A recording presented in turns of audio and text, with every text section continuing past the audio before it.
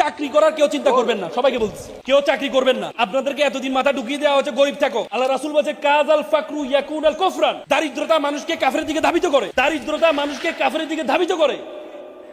আপনি যখন আলী রাদিয়াল্লাহু তাআলা আনহু বলেছে দারিদ্রতা, এটা যদি কোনো মানুষের নাম হইতো তাহলে আমি তারা হত্যা করতাম, কারণ দারিদ্রতায় মানুষ কষ্ট পায়।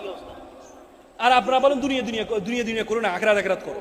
আখিরাত করবেন, আখিরাত করবেন, কিন্তু আপনাকে দুনিয়া। আল্লাহ রাসূলের কাছে একজন সাহাবা আসলেন, ইয়া রাসূলুল্লাহ আমি চিকনা হয়ে যাচ্ছি, আমার একটা দোয়া পড়ে দেন।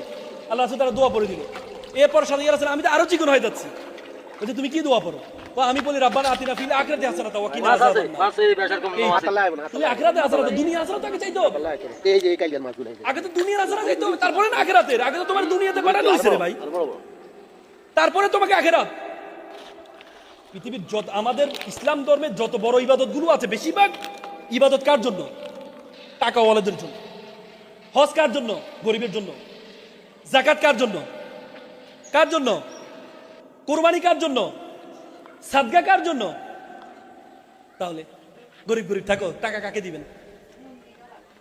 পৃথিবীতে আমি অনেক দেশে খ্রিস্টান দেশে, খ্রিস্টান কোনো বড় ধরনের যে তাদের প্যাগোডাগুলো আছে, কোনো প্যাগোডা টাকা দিয়ে পরিচালনা করা হয় না।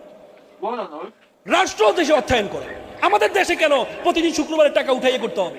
রাষ্ট্র পরিচালনা করতে হবে, রাষ্ট্র প্রত্যেকটা মসজিদ পরিচালনা করতে হবে, রাষ্ট্র মুয়াজ্জিনের বেতন দিতে হবে। ৫,০০০ টাকা একটা রিক্সা চালক হতে হবে, মাসে ৫০,০০০ টাকা ইনকাম করে। তাহলে একজন মুয়াজ্জিন সারাদিন ২৪ ঘন্টা সে ডিউটি দেয় মুসলমানে এই মসজিদে, তাকে কোনো মাত্র ৫,০০০ থেকে ৭,০০০ টাকা বেতন দেওয়া হবে।